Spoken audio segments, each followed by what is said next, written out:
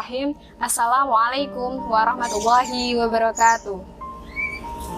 Alhamdulillahirabbil alamin, wassalatu wassalamu ala asrofil anbiya'il wal mursalin wa ala alihi wa ashabihi ajmain. Amma ba'du. Sahabat SDMP semuanya, bulan Ramadan memiliki nama lain yaitu bulan turunnya Al-Quran. Hal ini sesuai dengan firman Allah surat Al-Baqarah ayat 185 yang artinya yaitu bulan Ramadan adalah bulan diturunkannya Al-Quran. Al-Quran pertama kali turun yaitu pada tanggal 17 Ramadan atau biasa kita menyebutnya sebagai malam nuzulul Quran. Menurut Ibnu Abbas radhiyallahu anhu, bahwa proses turunnya Al-Quran dibagi menjadi dua. Yang pertama yaitu prosesnya secara langsung menyeluruh, yaitu diturunkan dari Lauhul Mahfuz ke Baitul Izzah atau langit dunia. Dan proses kedua yaitu dengan cara berangsur-angsur kepada Nabi Muhammad melalui perantara malaikat Jibril. Perlu kita ketahui tentang sejarah turunnya Al-Quran. Dahulu pada usia 40 tahun, Nabi Muhammad SAW merasa cemas dengan keadaan masyarakat Mekah dan juga paman-paman beserta keluarganya. Masyarakat Mekah dan juga keluarganya menyembah berhala yang mereka buat sendiri. Akhirnya atas kecemasan itu, Nabi Muhammad SAW pergi ke Gua Hira untuk merenung dan meminta pertolongan kepada Allah Subhanahu wa Ta'ala. Pada malam 17 Ramadan, akhirnya Allah Subhanahu wa Ta'ala memerintahkan Jibril untuk turun ke bumi dan menyampaikan wahyu yang pertama kali kepada Nabi Muhammad SAW. Sahabat SDMP, pada umur 40 tahun, Nabi Muhammad mengalami kecemasan. Kecemasan atas keadaan masyarakat Mekah dan juga keluarga beserta paman-pamannya. Kecemasan itu dimulai karena masyarakat Mekah dan juga keluarga dari Nabi Muhammad SAW masih menyembah berhala yang mereka buat sendiri dan memberikan nama-nama bagi berhala tersebut. Akhirnya Nabi Muhammad SAW pergi ke Gua Hira dan di sana beliau merenung juga meminta pertolongan kepada Allah Subhanahu wa Ta'ala. Bertepatan pada malam 17 Ramadan, akhirnya Allah Subhanahu wa Ta'ala mengutus malaikat Jibril untuk memberikan wahyu kepada Nabi Muhammad SAW, yaitu surat Al-Alaq ayat 1-5.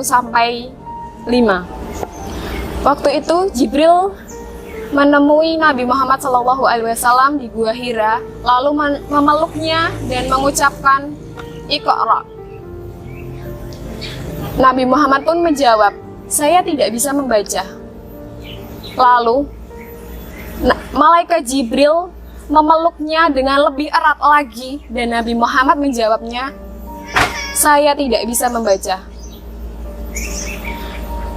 Diulang-ulang sampai ketiga kalinya, akhirnya Nabi Muhammad pun membalas ucapan dari malaikat Jibril dengan mengucapkan Iqra bismi rabbika ladzi khalaq dan seterusnya sampai ayat kelima dari surat Al-Alaq.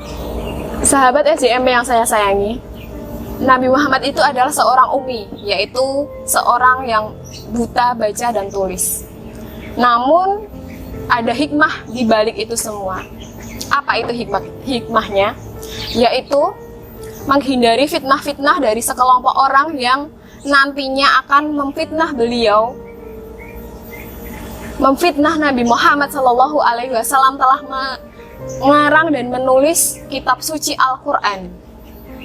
Dan pada akhirnya orang-orang yang memfitnah tersebut Namun pada akhirnya sekelompok orang-orang yang memfitnah Nabi Muhammad akhirnya membantah sendiri fitnah-fitnah tersebut dengan berkata bahwa Nabi Muhammad tidak mungkin menciptakan, mengarang, ataupun menulis kitab suci Al-Quran karena Nabi Muhammad seorang umi atau buta baca dan tulis. Al-Quran benar-benar wahyu dan firman dari Allah Subhanahu wa Ta'ala yang selanjutnya dibukukan pada masa pemerintahan Utsman bin Affan. Sekembalinya Nabi Muhammad dari Gua Hira, akhirnya beliau bertemu dengan Siti Khadijah atau pulang ke rumahnya dan bercerita tentang peristiwa itu.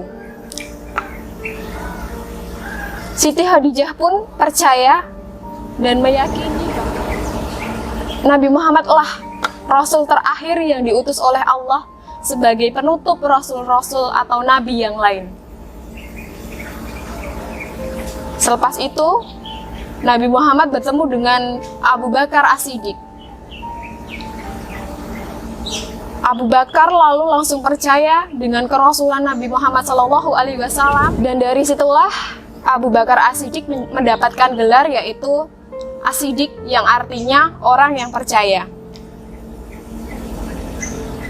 Lalu muncul lagi dari golongan pemuda, yaitu Ali bin Abi Thalib.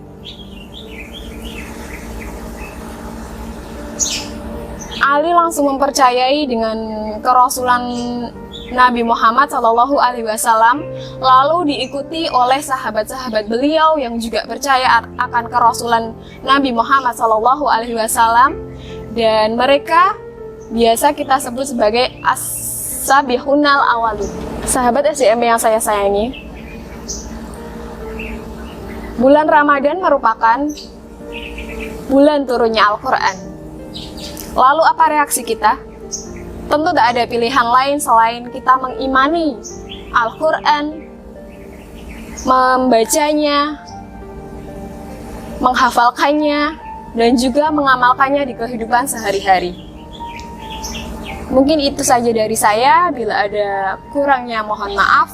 Wabillahi taufiq wal hidayah. Wassalamualaikum warahmatullahi wabarakatuh.